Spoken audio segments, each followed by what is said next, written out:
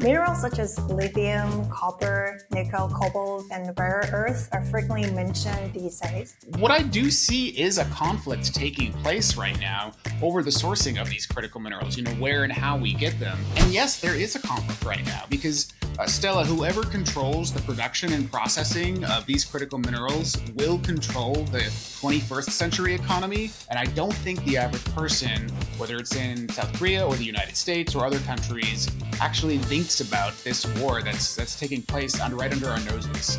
Looking ahead to the next 5 or 10 years, what do you expect to change the most dramatically, and what do you believe will remain unchanged? I think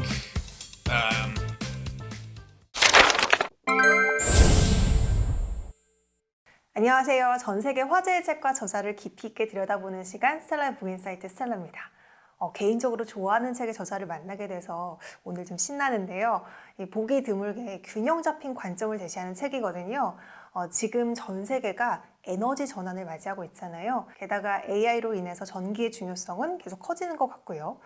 그런데 이렇게 존재감이 커져가는 전기차, 재생에너지, AI 데이터 센터, 반도체와 배터리 공급망, 이 바탕에 있는 자원 이야기, 그걸 둘러싼 의사결정에 대한 이야기를 잘 다룬 책이 그렇게 많지 않은 것 같았는데 그 와중에 참 좋은 책이 있어서 오늘 그 저자와 이야기를 나눠보려고 합니다. 최근 특히 리튬, 구리, 니켈, 코발트, 히토류 같은 이 핵심 광물을 둘러싼 국제적인 경쟁이 날로 치열해지고 있잖아요. 이 자원 전쟁의 최전선, 전 세계 곳곳을 이 로이터 통신에서 16년 넘게 일해온 베테랑 저널리스트가 직접 발로 뛰면서 현장의 이야기를 담아낸 책입니다. 그럼 지금부터 광물 전쟁의 저자 어니스트 샤이더와 함께 자원의 지정학과 미국의 움직임 그리고 미래 경제에 대해서 이야기를 나눠보겠습니다. Today we invited the author of our special book today, the Ernest Scheider. Hi Ernest, welcome to Stella's Book Insight. Hey, it's great to be with you, Stella. Great to be here. First, could you briefly introduce yourself to our Korean audience? Sure. As you said, my name is Ernest Scheider. I'm a journalist and an author. In my day job, I work for Reuters, where I write about critical minerals and the broad global mining industry. So I basically write about companies that produce lithium, nickel, cobalt, antimony, tungsten, and many other metals that help underpin our global economy. And the book, War Below, is an outcropping of my work that I do at Reuters. And glad to be with you today to talk about it. Great. Before we dive into your book, I'd like to start by discussing your motivation. So you had a distinguished career at Reuters for over 16 years, including deep dives into shale revolution. That was pretty impressive. And then there seemed to be a massive shift from oil and gas to critical minerals. What initially drew you to the shale story, and what made you realize the next big story was the minerals beneath the ground, the war under? Yes, yeah. So I think in both instances, it was questions of technology. With shale, so much of the US shale revolution was tied to advances in technology that were helping make parts of the United States major oil producers. So I actually spent about 2 years living in North Dakota, writing about how these technological changes were allowing shale oil formations to be tapped in new, unique ways. And it was a great way to basically write about an economic and a geopolitical and an environmental and an energy story all wrapped into one. But I switched to critical mineral coverage around 2018 because I began to be very curious about a new type of technology. We started to see lithium-ion batteries be more and more prolific, being used certainly in electric vehicles, but then in a whole host of other consumer electronics.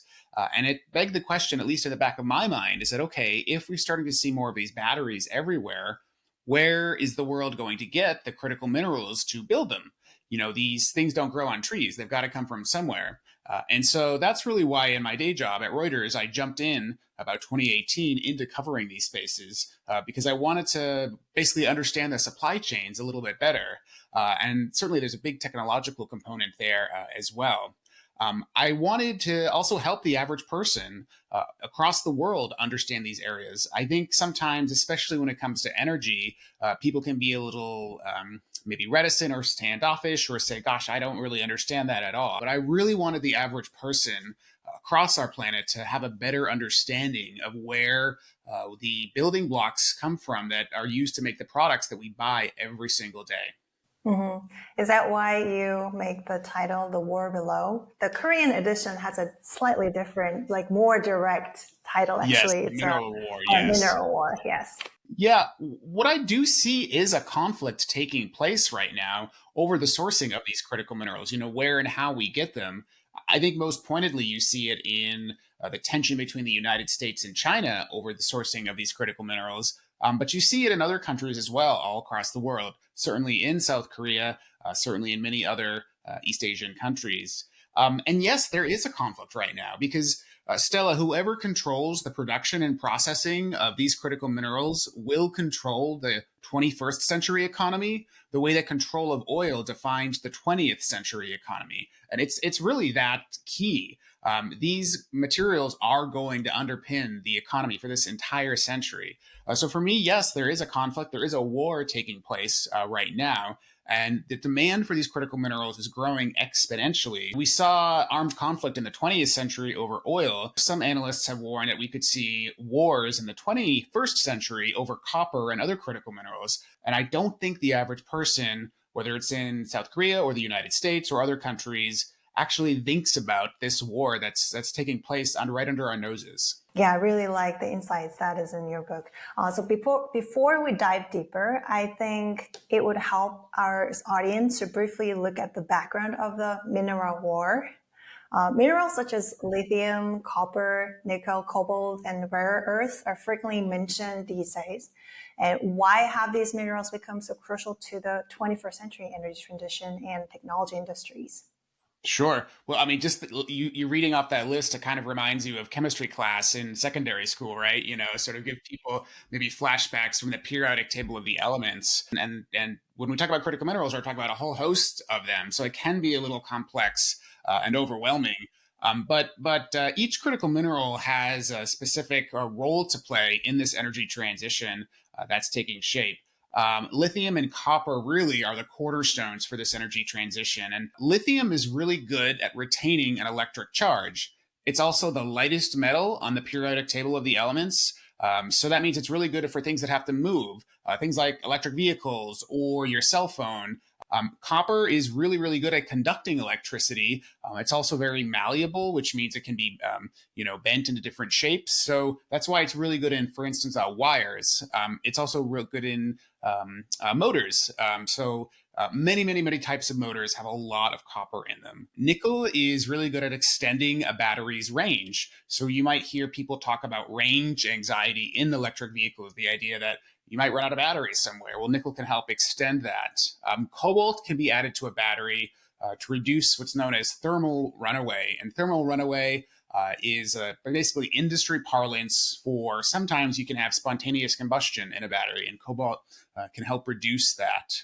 Rare earths have been in headlines a lot, especially the past 12 months, because China has been basically stopping exports to much of the rest of the world. Now that there are 17 types of rare earths, and they're all used in different quantities and different devices. But there are two main types, neodymium and praseodymium, and they're used to make magnets that can turn power into motion. Because electric vehicles don't have motors, giant magnets that take power from a battery and basically turn the wheels. Antimony is one that's been in the news a lot lately and is part of this book, The Mineral War.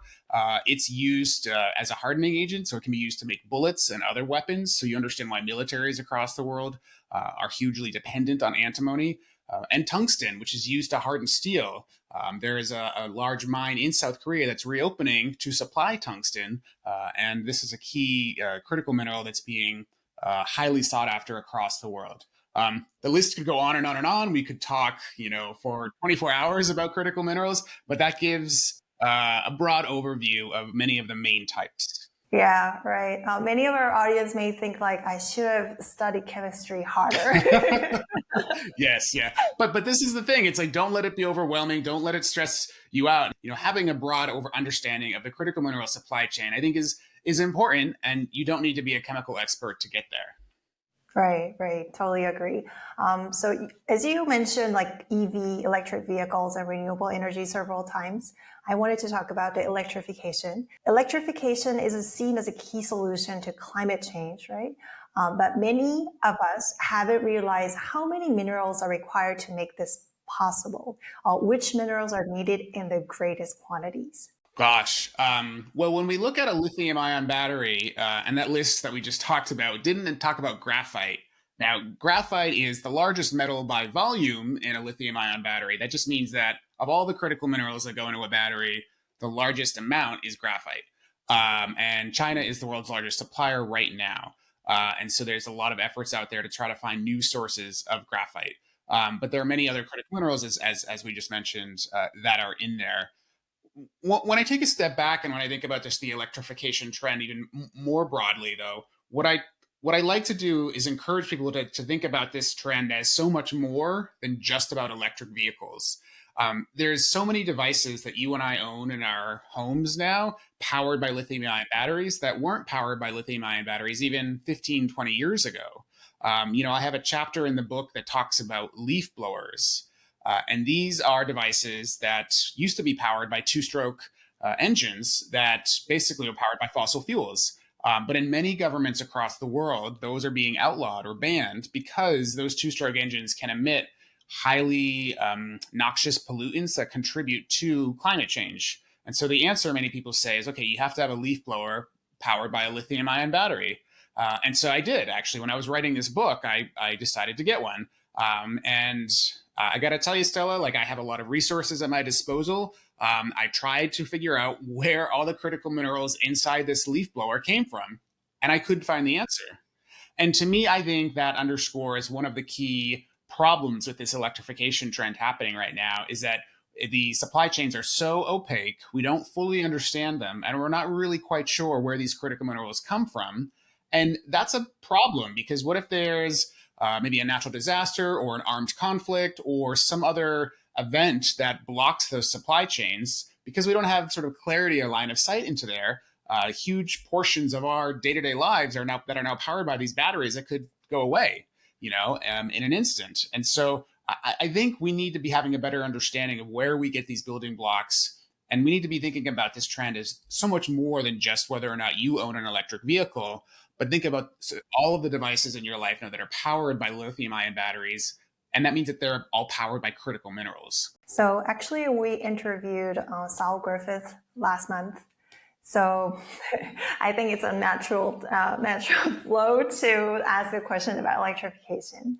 So given your previous experience covering the shale industry, the heart of fossil fuel world, how are these traditional energy companies currently responding to the clean energy transition? How should we interpret their future strategies, especially in the light of perceived pushback? Yeah, it's a great question. You would think sort of that on the surface, the oil industry would not like this trend that's happening. I have seen sort of two approaches, though, by the oil industry to this electrification trend. One, many of them point out, and in many cases rightly, that oil demand is not going to disappear.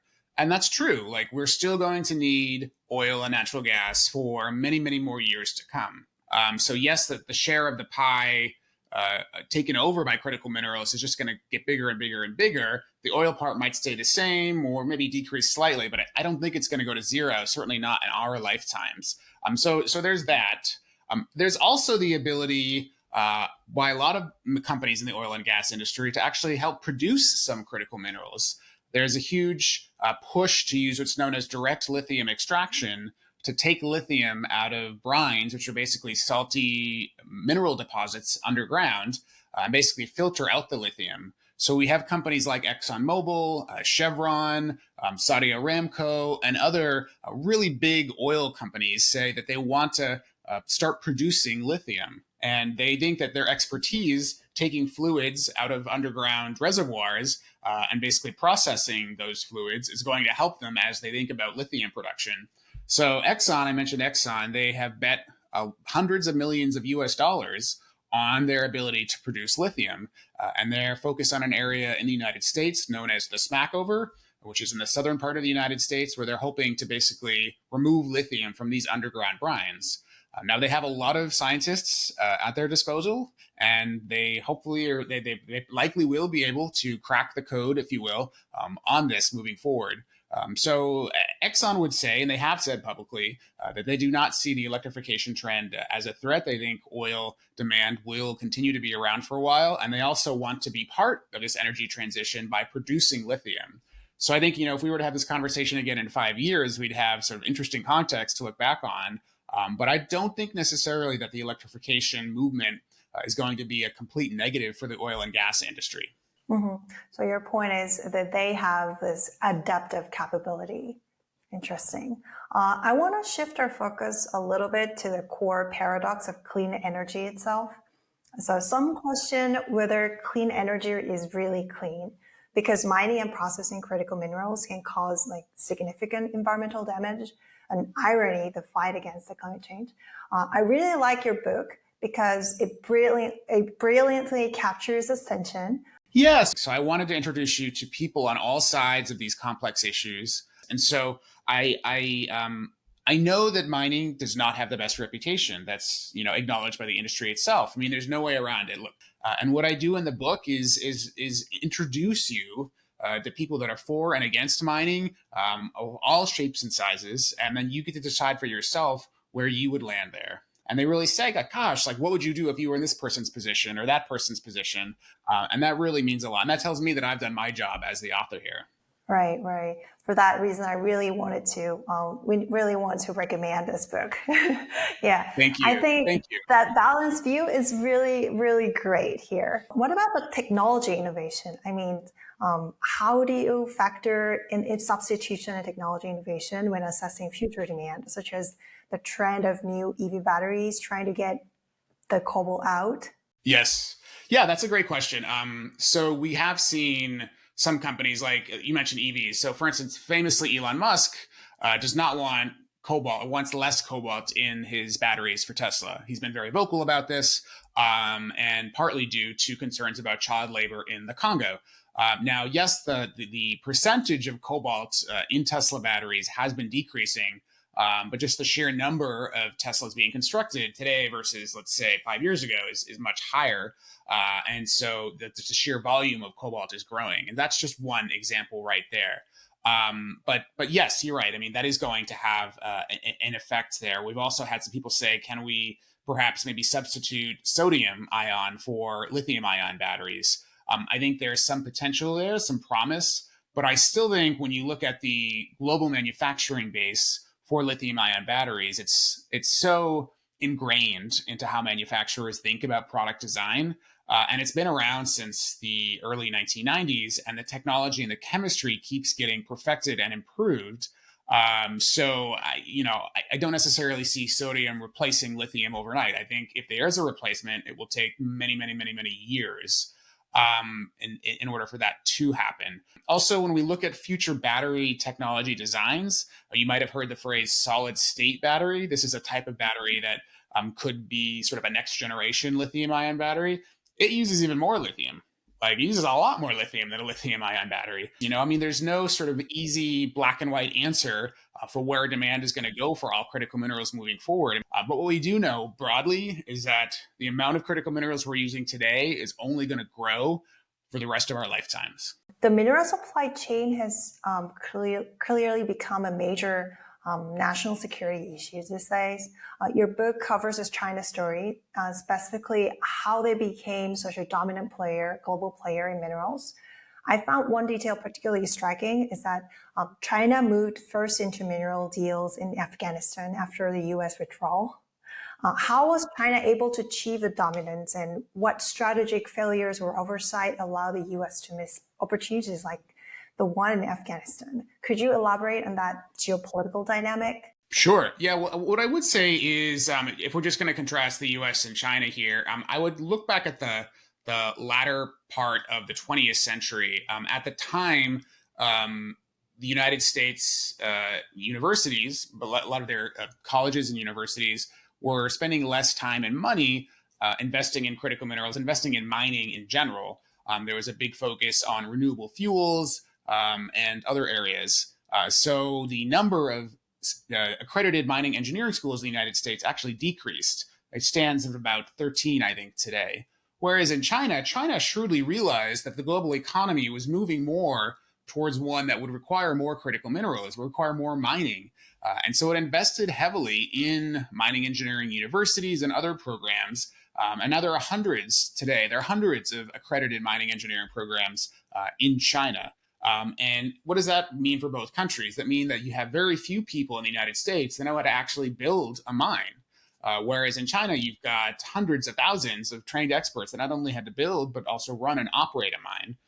And now that's just a mine we're talking about. China also invested in the processing, or what's known sort of as the midstream area, because once you take a rock out of the ground, you then have to process it into a form that can be used to make a battery or sort of other electronic device. And it's that processing that China really, really invested heavily in. And the United States sort of let that skill set atrophy on or wither on the vine. The United States invented the modern rare earths industry in the years after World War II, but it basically let all of that know-how go to China during the latter part of the 20th century. The United States created the modern lithium industry, but the world's largest lithium processing facilities now are in mainland China, and the U.S. itself processes very little lithium. The United States only has 2 copper smelters. China has many, many, many more of them out there. And so there's been a lot of investment into new technologies that could move that gap forward, but those still require a lot of testing and a lot of studying. And we also don't have as many mining engineers as we probably should in order to tackle this task here in the United States. So there's just big issues around investment, around knowledge base, and around that middle part, especially that processing, that I think gives China such a big edge. And it shrewdly saw in the latter part of the 20th century that if it started this investment then, it would have huge market control. And as we sit here today in 2025, that has actually come to fruition. I see. So, there are some industries, I feel bad for calling this, but there are some industries I call like dirty industries, like mining is one of them, I think. And maybe that's the reason the United States many engineer schools don't want to invest in mining. It is an interesting paradox. I wrote a story a few years ago where I talked to mining engineering students that had yet to declare a focus. And I asked them, why would you be inclined to go into, say, electrical engineering versus mining engineering? And all of them said, I don't want to work in a coal mine. And I said, oh, but you don't have to work in a coal mine. You could work in a copper mine or a nickel mine or a lithium mine. And these are all United States students. They all said, their perception was that mining was just coal. And mining obviously is so much more than just coal. And so I think those are some of the issues that the mining industry in the United States faces. And I would imagine in South Korea as well. I see. As far as I understand, the mining and processing often face significant environmental or cultural opposition. If we shift the framing of the mineral race from being purely about climate change to being about national security, as many in Washington are doing right now, does that alone change the urgency we feel to achieve these mining goals, even when facing this opposition? Does framing the issue, the national security, change the calculus? I think certainly it does in some quarters. I think if you are opposed to a mine because it might destroy a site that you consider important for cultural or religious reasons, for instance, though, I don't know if national security reasons are going to resonate more than, say, climate-related issues. And that's because for many of these people, the issue is deeply seated and very personal. It was my honor to tell their stories. Many of them are different as you go through the book, many different reasons for why they might oppose a project. But at the end of the day, at their core, many of these people say that no, for whatever reason, this mine should not go here. It could go someplace else. And for me, that sparks the need for these broader conversations about where we actually would like to have mines in this 21st century. We know we need them. We know they're extremely important, but what are the rules by which we would allow mining? In the United States, at least, the rules are all over the map, to be technical, I guess. And there needs to be more clarity. And I do argue in the book, in the United States, at least, the law that governs hard rock mining in the Western United States has been around since 1872. That's roughly 150 years. That was a law written before we had cell phones, before we had iPads, before we had computers, before we had Teslas. I think, conversations around what are the current rules and are they fit for purpose for the 21st century. I think those are important conversations to have. Another question that may interest our Korean audience is that Korea has developed global competitiveness in the EV and batteries, but remains highly dependent on critical minerals. What strategies or solutions do you think Korea should consider to reduce this risk? Yeah, I think for Korea and for many other countries, recycling has got to be part of the issue. We don't recycle nearly as enough now as what we should. The biggest mine in the world are these old cell phones that we all just store in a closet and don't recycle. And so lithium does not lose its ability to retain a charge just because it's been sitting in a battery for 10 years. You can reuse that lithium again and again and again and again and again. And so I really, really encourage everyone in Korea and the United States and elsewhere to please recycle more. We don't nearly recycle electronics at the same rate as we do, say, aluminum cans after we drink some soda or sparkling water or glass. I think we're so used to recycling aluminum or glass, but we're not really used to recycling electronics in a way that I think we need to and we should. So countries that might not have large critical minerals deposits like Korea can be recycling more. Just encouraging the average person out there to recycle more and more will get us a huge step forward here as we think about this energy transition. Mm-hmm, mm-hmm. Adding to the finding new deposits we can Yes. use recycle as a solution. Yes. That's a very Yes. good idea. So this is a signature question for the show. I like to ask this question as it often reveals a unique perspective from the authors. Looking ahead to the next 5 or 10 years, what do you expect to change the most dramatically, and what do you believe will remain unchanged? I think unchanged will be our global hunger for commodities of all types.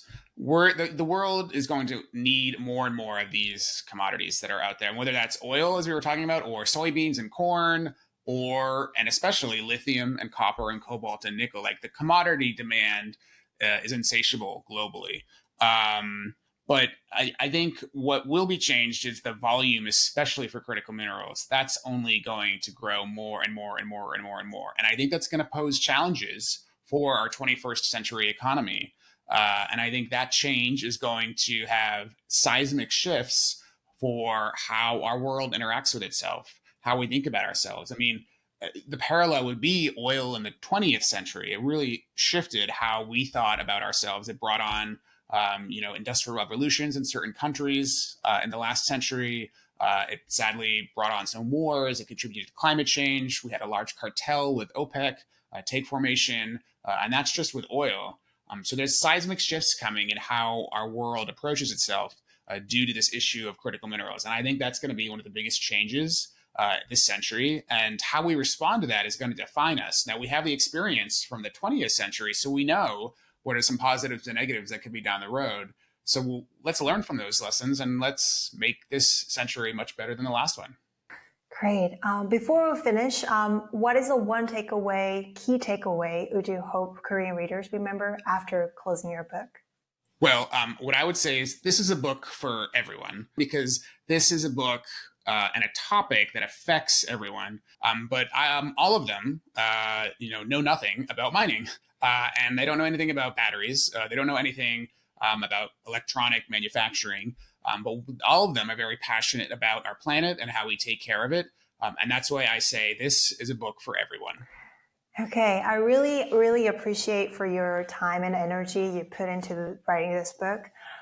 Thank you for your time. It was a great pleasure talking to you. Thank you, Stella. Really great to be with you. Thank you so much. Please come later when you start writing your new book. I will. I'll be back. All right, thank you so much. 오늘의 스텔라의 북인사이트 어떠셨나요? 보통 좀 화제가 되는 콘텐츠는 한쪽에 좀 강한 주장을 담잖아요. 듣다 보면 그런 것 같은데 하면서 동조하게 되기도 하고요. 하지만 잘 아시다시피 현실은 그렇게 단순하지가 않죠. 이 에너지 전환이라고 하는 게 이 기존의 화석연료 산업을 재생에너지로 대체하는 그런 간단한 문제가 아니라는 거, 환경을 보호하자는 주장과 리튬 광산이나 재련소를 만들자라는 주장이 이렇게 흑백 논리로 설명되는 단순한 문제가 아니라는 걸 짚어줬던 부분이 개인적으로 좀 좋았던 것 같아요. 이 베테랑 기자여서인지 이 자세한 설명에다가 균형 잡힌 시각에 더해지니까 굉장히 유익했던 것 같고요. 이 리튬, 구리, 니켈, 코발트, 히토류 같은 이 핵심 광물들이 어떻게 세계 정치 경제의 새로운 인프라로 떠오르는지, 기후변화, 에너지 안보, AI로 인해 증가하는 전력 수요까지 이 복잡한 글로벌 변화를 더 깊이 있게 이해하고 싶다면 이 도움이 되는 책이 아닐까 싶은데요. 많은 핵심 광물 중에 여러분이 주목하는 광물은 뭔가요? 이 댓글로 달아주세요. 그럼 스텔라의 북인사이트 다음 시간에도 세상을 좀 더 깊이 있게 조금 다르게 바라볼 수 있는 좋은 책, 좋은 저자와 함께 찾아뵙겠습니다. 좋아요랑 구독, 댓글도 잊지 마시고요. 그럼 여기서도 자주 오래 봐요.